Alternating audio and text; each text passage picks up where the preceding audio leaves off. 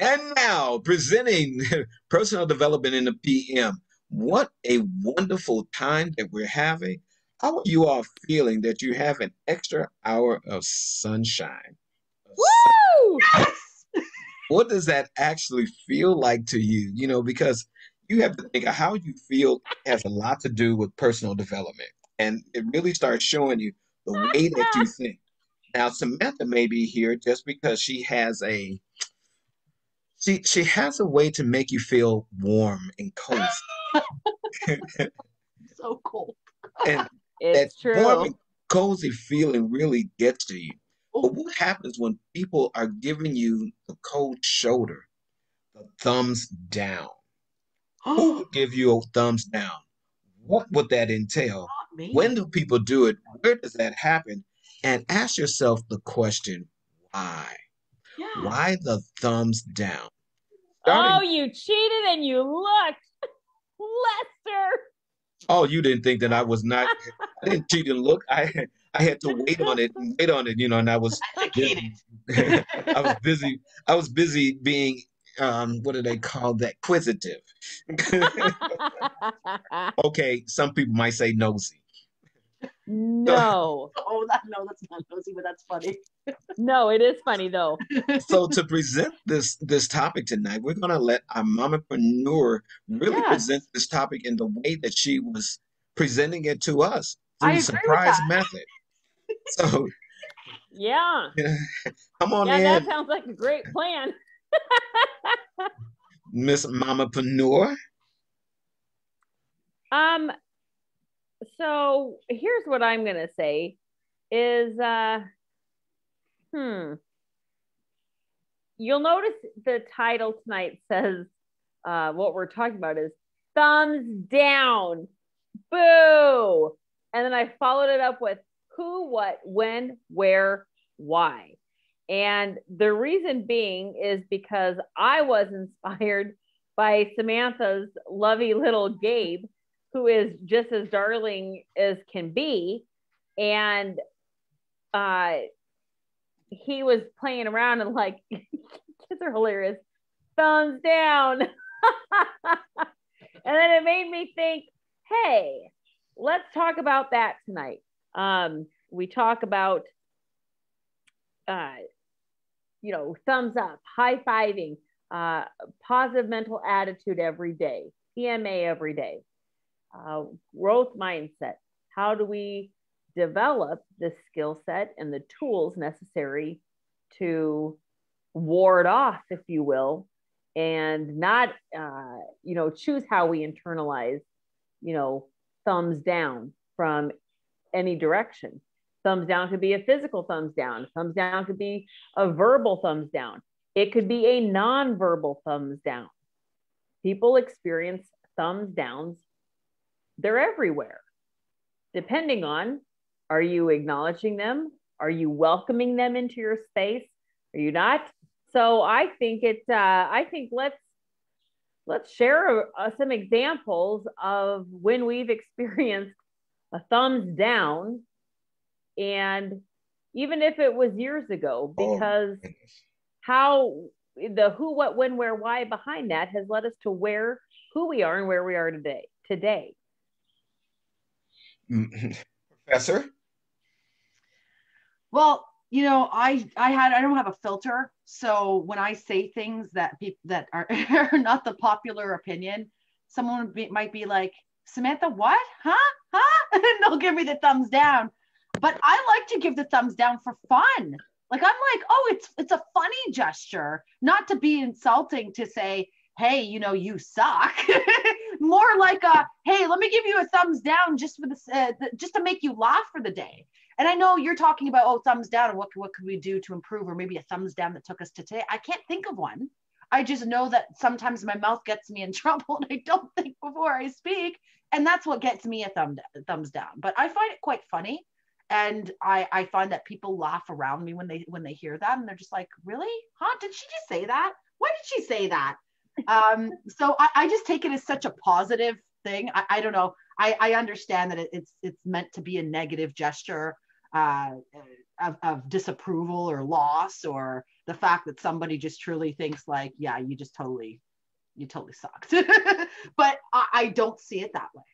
I just think it's hilarious. So well, a thumbs down too could be like metaphorically speaking. I mean, if someone tells you, you know, someone could interpret a thumbs down per se as, you know, when you go and you smile at somebody, like pre-COVID, right? Because everyone's got a mask on. Yeah. It's amazing to me how many individuals don't actually think about the smile and its worth. There's an inspiration about that, but they will look right at you, and you're like, not like that. That's angry, but and aggressive, but like a smile, hi, passing them, and they can look right at you and not smile back, not even say hi.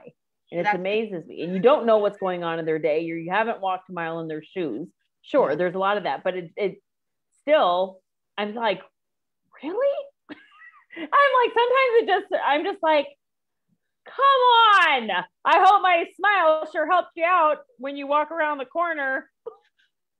But wait a second, a smile could be mean too. You know, you kill people with kindness, right? You can. But some people could say, you know, people's non-responsiveness, some people get offended. Yeah. And they take it as a thumbs down, like, well, what's their problem? Why can't they smile at me? Or, you know, someone gives them a constructive criticism and they think, what are they ripping my you-know-what apart for? And it's like, and they take it as a thumbs down instead of, listen, like, that's constructive. You can either take it as you suck, or you can take it as, well, that sucked, but I could grow. True. Well, my thumbs down experience, and I gave it to my own self. It was the very first time I read aloud the book, Think and Grow Rich. It happened on Facebook Live, June 10th, 2017. When I first read that book out loud, because I'm a very great reader when it was to myself, learning to practice how to read out loud on air when your friends, family, those that you care about, and of course, some of your amazing haters, I did not do well on my first attempt. I gave it a thumbs down. It was the when, the where, the why, and even the how, because I knew that I can do better. Now, when you hear me read the same thing, you would think I was born with the chapter because I've learned how to be able to do that. I was coming out of a comfort zone. Most of us will give ourselves, when we're first coming out of our comfort zone, and I want everybody who's a part of personal development, everybody, PM, AM, and even in the noontime when we come in every now and again, I want you to really get this. Once you leave your comfort zone, you're not going to feel that you're going to be your very best. Most people don't ever quite get that. They see themselves as coming into an area of their lives, and they're worried about the criticism people are going to give them. How many times have people been criticized and having an opportunity to either stop or go forward? Mm-hmm. That fight or flight syndrome. You know, what does that really look like? You know, Professor Glass also has an opportunity when she was doing an event that she felt it was a thumbs down. Go ahead, Professor. La la la la la la la.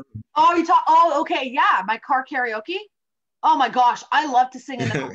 So I think that I'm like the best singer ever. Right? Like, I'm in the shower and I'm like, oh yeah, I should totally be on stage singing in front of everybody. I'm the next hot pop star. Like, this is the kind of things I say to myself. I'm like, oh yeah. And my kids can hear me and they're just like, whatever. They're like, they hear me. They're like, whatever. So I'm like, you guys, whatever. I'm going to go in my car and sing. So I turn up the radio and I'm singing at the top of my lungs. I have the windows down. It can be 9 a.m. I don't care what time it is. And there are people in other cars looking at me like, oh my gosh. like this. You know what? That's a thumbs down. That's fine. That's cool. I still think I'm an awesome singer. That's a thumbs up for me. But people really don't feel bad. Don't feel bad. I had an opportunity when you say that singing a song from one of my favorite singers of all time. Her name was Minnie Riperton. And Minnie Riperton sang a song I called just heard Loving her You. song tonight. Yes. And when you hear it, yeah, I attempted to hit that note. Luckily, I was in the car. Luckily, that my windows did not break because with me having a voice that has a little, maybe a tint of bass to it, I was never ever meant to hit those notes, even if you did put a nail through my foot. It was not going to happen. La, da, da, da, It We're was all thumbs up for you though. Yes, we're always going to have those moments. Remember, I was just saying it is out of your comfort zone. Doesn't mean that it's not to be tried. You will always challenge yourself when you're finding yourself trying to see what is it that you do well? What is it that you do best? We're not saying accept the thumbs down. You know, I remember the first time I got up speaking, and so many speakers feel like I did. I got up to speak, and my mind sat down. The words that came out of my mouth were sounded more like, Charlie Brown's teacher. It was more the womp, womp, womp, womp, womp. I knew what I wanted to say. I had practiced it for days, practice and practice and practice. And they say practice makes perfect, but actually practice makes permanent. So my brain permanently sat down in a chair while I was sitting there on stage. I was nervous. I was sweating. I had everything come on my mind but what I had practiced. There's in the book, there's a one of the guys, his name is Dr. Frank Gonzalez. And Dr. Frank Gonzalez talks about an opportunity he had to speak to his church. He had wrote one of the greatest speeches ever because he was looking for $1 million. And his speech depended on him getting to this $1 million. He practiced it. He said it over again. He wrote him notes. His PowerPoint was there. He walked out to his church, began his sermon, and realized that he left his speech in his office. Could you imagine what that would make you feel like? Would you give yourself a thumbs up, or would you like, ooh, now I have to do this on my own? Yeah. Embarrassing moments will always give you a momentary thumbs down. But I'm going to tell you, those are your successes that you have to learn how to deal with because that's a success of failure. Mm. So you can turn that around and do it again and see how well that you do something. I remember the first time that, I had to learn a poem and say a poem. Oh my goodness. Now you look at us and some of our poems are now in our brains that we can say it and add extra words if we choose to. One of my favorite, poems that you've always heard, and you think that Kelly wrote it. And it's a poem about habits. She looks down when she starts to sing that poem. The first time that she tried to memorize that poem, it was like, like Bozo Circus when you miss that first bucket. And you're like, oh, goodness gracious, I know these words. We're going to have those moments. And I want you all to really understand throughout personal development, there's going to be those moments.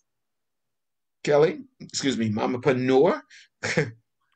Yeah, I think it's it's a funny thing, the thumbs up and thumbs down, and it's I don't know. That's feedback that in general, just like if you think like in thinking back through grade school, I mean, your teacher didn't stand there and give you a thumbs up or a thumbs down.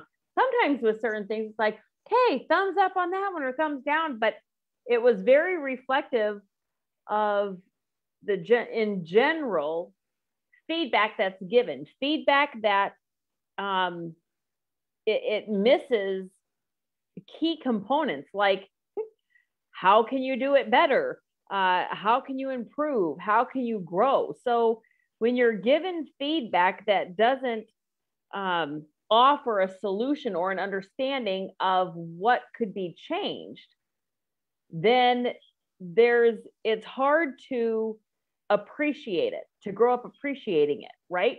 There are certain circumstances that lend itself to gaining an understanding or explanations. Some situations maybe would even be demoralizing. You know, I mean, I'm sure I can't think of anything like off the top of my head, but that makes it very difficult to be able to use feedback to gain instant insight as to how you are going to manage or address or self-assess on how to, how you gauge where you go. People's first reaction to a thumbs down or a thumbs back or a thumbs up or hearing feedback is to identify what's wrong. So if you haven't had a lifetime of experiencing of how to identify that when you're offered, what I would call really constructive feedback, solution-oriented feedback, people don't know how to respond to that. They haven't learned.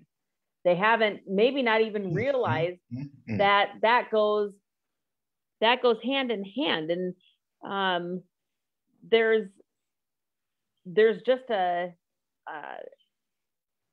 when people are given feedback, I'm a huge fan, not every, as a parent, you are not afforded the luxury of being able to sit and explain everything to your child depending on their age and what's happening. My kid's running across the street. I'm not going to sit, like, you can't pause traffic and say, okay, let's look at this. I'm going to yank their behind back to where it belongs, and we'll explain that while they're crying on the way home later, like why the hell I pulled them up by the seat of their britches and threw them in the car like lickety split. Because you almost died, you little loving boy. Right? Where is that, Gabe? But it's being able to identify what's being offered. And when feedback is being offered, it's typically it's for a reason. And I think it's interesting that we're in COVID where people are wearing masks. I was often explained that feedback often wears different masks when I was younger, and that it's just a matter of is the feedback that you're giving, are you paying attention to how the feedback you're giving? Is it feedback that is going to motivate? Is it feedback that's going to inspire? Is it feedback that's going to solve a problem? Are people going to actually benefit from what you're saying? And if they can't, is it maybe better to assess that, like instantly learn that skill so you can zip it, know when to just shut it, because it's not necessarily going to change anything. So I don't know. It's hard. Feedback is a tricky one because you can't always dismiss it. People often share it unsolicited. And then when it is solicited, or even if it's unsolicited, how is it being delivered and how do we receive it? Professor Glass. Oh my gosh. I love everything you said. I don't know how I can match that or add to that, but I agree that, people don't know how to take constructive feedback. People take it as, oh gosh, you're trying to punish me, or, oh, let me get defensive with you and fight back because maybe I don't know how to be any different. So it's interesting when you talk about that. I joke around. I say, oh, thumbs down, whatever, who cares? It's a joke. But not everybody will think that way. People will take it as a, oh my gosh, you're trying to hurt me, or you're not trying to help me. You say you're trying to help me because you're giving me your opinion, when in fact all you're trying to do is step on me. And that's what most people do, and it sucks. But it just comes back to that we have to start looking within ourselves. Right? We can't blame the outside world. Oh, somebody gave me feedback, so they must be a bad person. No, you need to look in yourself and understand, why is that feedback so affecting you so negatively? Why aren't you looking at the positives of what someone's trying to do to help you? Because even if, like you said, it's unsolicited feedback, maybe someone's just trying to do that to give you a helping hand, because some people are just like that. They want to help, whether you ask or not. So I think all of these things we're talking about really come down to, whether we want it or not, there's going to be people that are going to fix our crowns. There are going to be people that put that hand out to lift us up when we are down, and we just need to accept it. And if we don't, then I kind of feel like we're the Grinch. And even the Grinch had hope. Even the Grinch had hope. You know, the Grinch then saw his heart that. grew 3 sizes that day. Right, exactly. So, you know, there's always a way. It's just hopefully you see it sooner than later, right? I know I've seen a movie. I can't think of the movie what it is right now. I'll look it up after. But the individual's so negative in this movie. And only when he got really, really terminally ill did he start to realize that, oh my gosh, I better start seeing the positive. And he tried to go back into people's lives, his family, his friends, and be very super positive. And people just couldn't get what he was doing. They thought he was doing it because he wanted something. And by that time, it was almost too late. Like all his life, he was just such a negative person. And I think the reason that they made a movie like that was to show people that you shouldn't just see the positive or shouldn't just treat people properly when things are going downhill, when things are bad. You need to find a way every day in life to turn that positive into a positive, even more of a positive. I was going to say negative into a positive, but clearly negativity is not on my mind today. But that's what it is, right? So I say, yeah, sometimes feedback hurts. It does. Sometimes it hurts, but it only hurts because we are letting it hurt us. And we need to understand why. Why is it hurting us? Well, it's something to do with us. You have to sometimes take accountability for yourself. You can't always point the finger at others and say, oh, you know, it's because Kelly looked at me that way. That's what it is. You know, like it's, I laugh at it because to me, it's a simple concept, but I can't say that 15 years ago, it wasn't a simple concept with me. Every time somebody said something, I thought they were trying to hurt me. So it just takes time, and it takes time to grow yourself within, right? To really see what the positive things in the world are. Yes, Gabriel. Off to Dr. Bailey. You know, one of the greatest things about feedback, criticism, I want you to write down the feedback or criticism someone gives you. Stop looking at it emotionally, because when people are giving you feedback or criticism, sometimes if you write it, you don't feel it the same way as when someone said it. Everyone doesn't know how to tell you in the most positive way about feedback or criticism. They find a different way. They find it's important, but sometimes at the moment, whether you can accept it or not, makes it change. But learn to write down what is it that they're trying to convey to you. And that may make the difference of the world. So your final thoughts, because we're coming on that hour that you that other things we must do. Final thoughts. Go ahead. You're muted. Professor is I muted. had a final thought, but Gabriel took my poem, so I need to improvise. Can you please pass me for one moment and come back to me, and I will have another final thought. I'm okay. I'll jump in. I'm going to say, you know, feedback. We have the ability to use feedback to create possibility and generate options, options that benefit us. I'm going to say that, you know, feedback is not a one-time event. It's going to be continuous.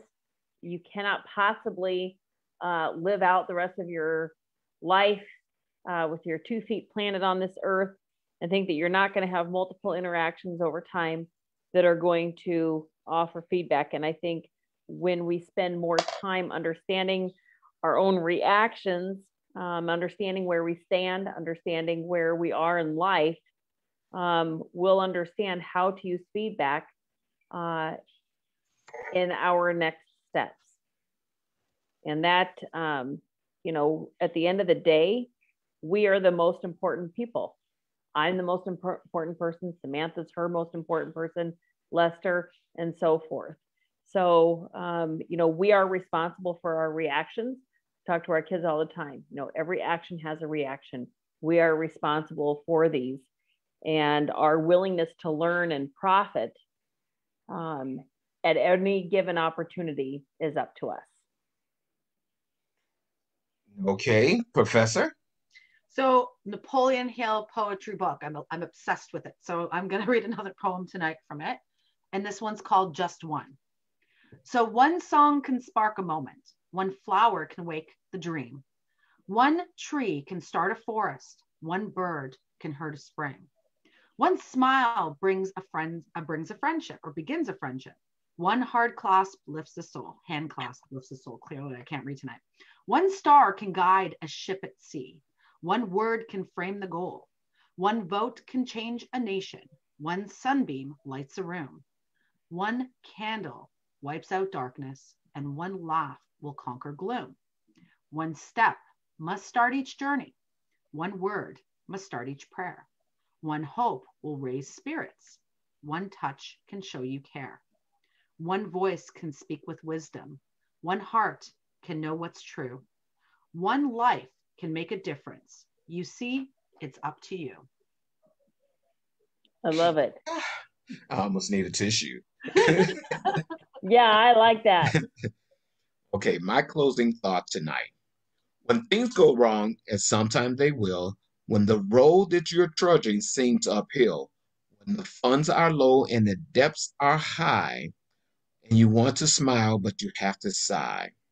When care is processing you down a bit, rest if you must. Do not quit.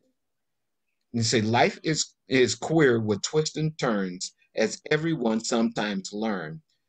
And failure turns about when he might have won if he had just stuck it out. Don't give up. And that's something that needs to be repeated again and again. Don't give up though the pace seems slow. You may succeed with another blow. Often the goal is near when it seems faint and flattering. Man, often struggling, he has given up, but he might have captured victor's cup. When he learned too late that the sun slipped down, how he closed his victim's crown, success is failure turned upside down, the silver tint in the clouds above, and you never can tell when you are the closest. It may be near when it seems so far, so stick it out when you're the hardest. It's the things that seem the worst. That's when it seems like you should never, ever, never give up on yourself. No matter who turns around and gives you those bad words, the words that you can't take for the moment, but when you get a chance to really go over it and think about it, I want you to tell yourself this so simply: high five. High five.